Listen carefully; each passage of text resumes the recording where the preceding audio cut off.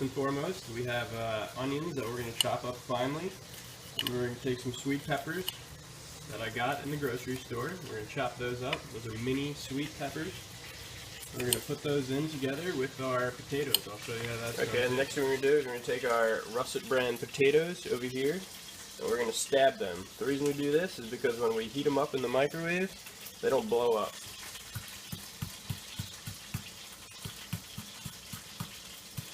Alright. We're going to come over here, we're going to put it in the microwave. This size potato should run for about 1 minute and 30 seconds on each side. Alright, so these are the potatoes. This guy was run for about 1 minute 30 on each side. These guys probably about 2 minutes, 2 minutes 30 on each side. You can put them in the same time if you want. But the point is to get them really squishy and mushy. So we want to squish them, we want to mush them. Alright, we're going to make some hash browns. And after we do that, we're going to use our spices, Montreal steak seasoning. Alright. So that's the consistency you want to the potatoes. Alright, I also threw some turkey sausage on the pan with some good old olive oil. This is key. The olive oil, I use this with everything. And we're going to chop those up. We're going to put them with the potatoes and the onions and the peppers, and I'll show you that in a little bit. Alright, and further adding to our arsenal of hash browns, or whatever you want to call them, is mushrooms. So we're going to run these under the sink. We're going to take a lot more than this. I'd say a good handful. Yep. We should feed these potatoes 2 or 3 people, maybe even 4. We'll take all these, we're going to add them with, after I chop them up a little bit, and we're going to add them with the sausage and the peppers and the onions. So, right now I am chopping up the sausages. I wouldn't recommend chopping them up in the pan. I'm doing it anyway because I don't really care. Alright, just finishing this up. That looks pretty good. Alright, and then the other thing that we're going to be using is our 3 main spices over here. So we have Montreal steak seasoning, which I use pretty much for everything. We have some minced garlic. And we have some minced onions that we're going to chop up and put even more into this pot over here all together. Alright, we're going to come over here. We're going to take our mashed up hash browns right over here. And we're just going to dump it in with everything. Just like that. There's a lot of olive oil in here already. You really want to have a decent amount of olive oil. Alright.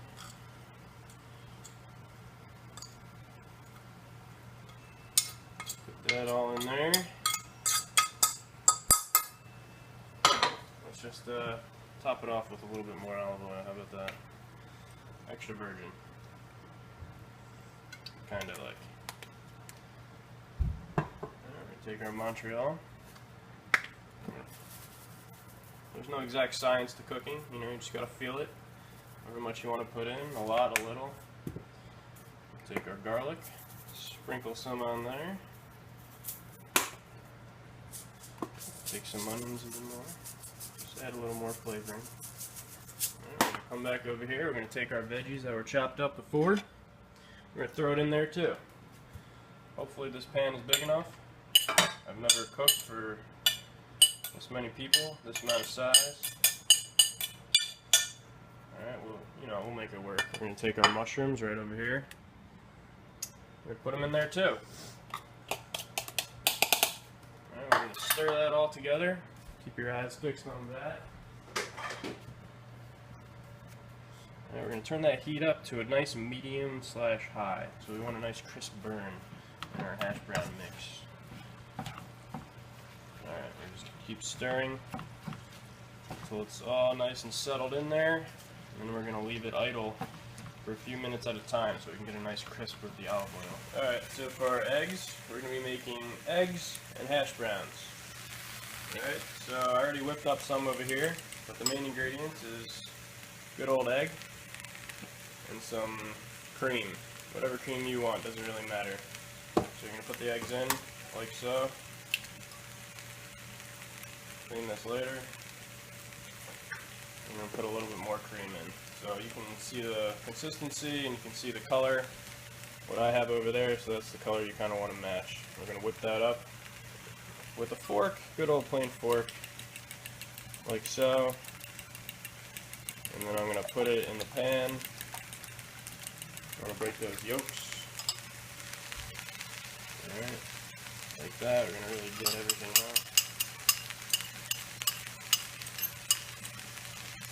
We're going to turn our heat up to a nice medium. And when it starts to gurgle, I'm going to switch it around into some scrambled eggs. Alright, so we got our eggs. We scrambled them up a little bit. It's on a nice medium temperature over here. Next thing we need is to add a little bit of flavor. Unfortunately, we're going to go over here. Grab some garlic salt. Not too much, you know, just a little sprinkle. Add a little bit of flavor. Then for our arsenal of cheeses, okay, this is very important for the flavor. We have either Monterey Jack, pepper jack, or cheddar, which I recommend. Okay, we're going to use Monterey Jack today. Come over here, we're going to get some feta. And then, for my secret, that no one really knows about until now, is cottage cheese, whipped. Just the whipped. Friendship cottage cheese, whipped. 1% milk fat. This is a key ingredient. This is my baby.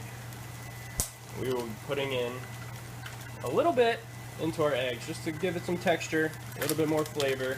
Not too much, okay? So, yep, just plop it in there, just like that, maybe a little bit more. Okay, very good. And next we're gonna add some feta. Open this bad boy up.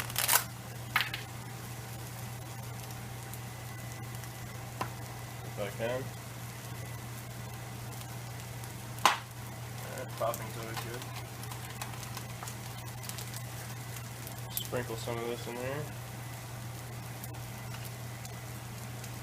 You know, not too much. Just a nice.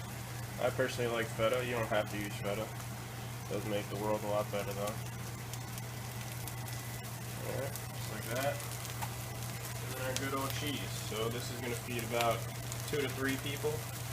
So you can use about 2 slices of cheese.